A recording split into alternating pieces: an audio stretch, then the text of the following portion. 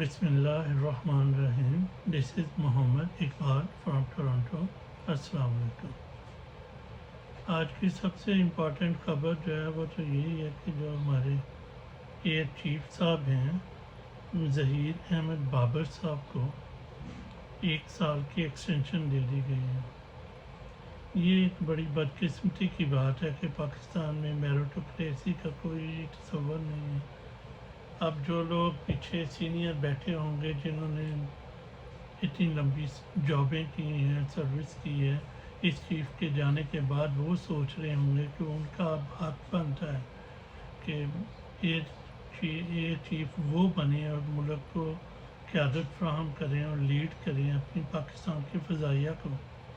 اب 1 سال کی جب ان کو ایکسٹینشن ملے گی تو وہ بیچ میں ریٹائر ہو کے کئی گھروں کو چلے جائیں گے، کئیوں کا حق مار جائے گا. لیکن جو دوسری سب سے خطرناک بات یہ ہے کہ ان کے ہمارے ایک بڑے سینئر جرنلسٹ ہیں وجاہت خان صاحب، محاذ کے نام سے وہ اپنا پروگرام کرتے ہیں. انہوں نے ایک وائٹ پیپر کیا تھا پچھلے سال نومبر میں ایئر فورس کے بارے میں، جن میں ایئر چیف صاحب کے پر بڑے سنگین قسم کے ایلیگیشن ہیں کرپشن کے. انہوں نے کوئی 2-3 گھر بنائے ہوئے ہیں اسلام آباد میں، کوئی 1-2 پلاٹوں پہ قبضہ کیا ہوا ہے جو اس رپورٹ کے مطابق ہے، اس وائٹ پیپر کے مطابق ہے. اور پھر چکوال میں انہوں نے ایگریکلچر زمین خریدی ہے. پھر ان کا نام آتا ہے جو ایئر فورس کی پروکیورمنٹ میں ان کے اوپر الزام ہے کہ انہوں نے تقریباً $75 ملین کی کک بیکس لیے ہیں. تو بنسبت کہ ان کے اوپر تحقیقات کی جاتی ہے اور پتہ چلے کہ کیا فیکٹس ہیں، ان کو وہ سب کچھ جانے بغیر، کوئی انکوائری بٹھائے بغیر ان کو 1 سال کی ایکسٹینشن دے دی ہے. پہلے ہماری بڑی فوج ہی ماننی تھی، ضیاء الحق کے دور سے لے کے آج تک سب آرمی چیف نے تقریباً ایکسٹینشن لی اور ملک پر راج کیا. اب ایئر فورس نے بھی یہ کام شروع کر دیا ہے جو کہ بہت الارمنگ اور خطرناک ہے. ایسا نہیں ہونا چاہیے. پاکستان کے تمام لوگوں کو سوشل میڈیا پر پاکستان کی اور جو سیاسی پارٹی ہیں، مذہبی پارٹی، ان کو آواز اٹھانی چاہیے. یہ اس ایکسٹینشن کو واپس ہونا چاہیے، یہ دیکھ کے نہیں ہونا چاہیے. دوسری خبر جو ہے وہ بھی اب کرپشن سے ہی لیٹی ہے. اب اس سینئر صحافی جناب شاہین صہبائی صاحب نے خبر دی ہے کہ بلوچستان میں ٹرانسپورٹروں نے ہڑتال کر دی ہے، روڈ بلاک کر دیا ہے اس وجہ سے کہ ایک چیک پوسٹ پر ان سے پیسے مانگے جاتے ہیں. بلوچستان میں ظاہر ہے چیک پوسٹوں پر ہماری ملٹری اسٹیبلشمنٹ کے آدمی ہی ہوتے ہیں، فوج ہی ہوتی ہے ہماری، تو ان سے سرٹن فی گاڑی کے حساب سے پیسے مانگے جاتے ہیں، جو کہ ایک بڑی خطرناک بات ہے کہ ایسا نہیں ہونا چاہیے. دوسری طرف افغانستان سے آپ خبر لے لیں. افغانستان میں کرپشن کے خلاف انہوں نے کارروائی کی ہے افغانستان کی طالبان گورنمنٹ میں، اور کوئی 10-20 سرکردہ جو لیڈر تھے سیاسی پارٹیوں کے جو پچھلی حکومتوں میں رہے تھے، ان سے کئی ملین ڈالرز لے کر خزانے میں جمع کروا دیے. اب پاکستان کدھر جا رہا ہے؟ پاکستان ایک کرپٹ ایئر چیف کو ایکسٹینشن دے رہا ہے، اور افغانستان جس کو ہم مذہبی جنونی کہتے ہیں، جن کو ہم کہتے ہیں ان کو جمہوریت کا کیا پتہ ہے، وہ کرپشن کے خلاف کارروائی کر کے تو وہ پیسے خزانے میں جمع کروا رہے ہیں. ٹھیک ہے جی. اب سینٹ میں پی ٹی آئی نے سینٹ کی کوئی ٹکٹوں کے اعلان کیے ہیں جن میں اعظم سواتی صاحب ہیں، مراد سعید صاحب ہیں، صنم جاوید ہیں، ڈاکٹر یاسمین راشد ہیں.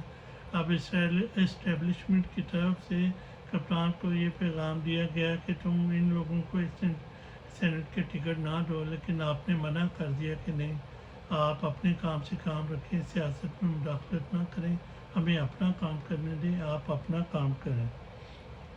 آئی ایم ایف کے ہیڈ کوارٹر کے سامنے پی ٹی آئی نے جو مظاہرہ کیا تھا گزشتہ دنوں میں عمران خان کے، اس نے عمران خان نے اس کی حمایت کی ہے، اور پی ٹی آئی کا وفد، جو آئی ایم ایف کا وفد ہے، وہ اسلام آباد میں پہنچا ہوا ہے، وہ نیگوشیٹ کرے گا۔ پاکستان نے ایک امپورٹڈ وزیر خزانہ بھی رکھ لیا ہے، جو آئی ایم ایف سے ڈیل کر کے انہیں قرضہ لے لے گا۔ اب دیکھیں پاکستان کی اچیومنٹ یہ ہے کہ آئی ایم ایف سے ڈیل کر کے قرضہ لے لیا جائے۔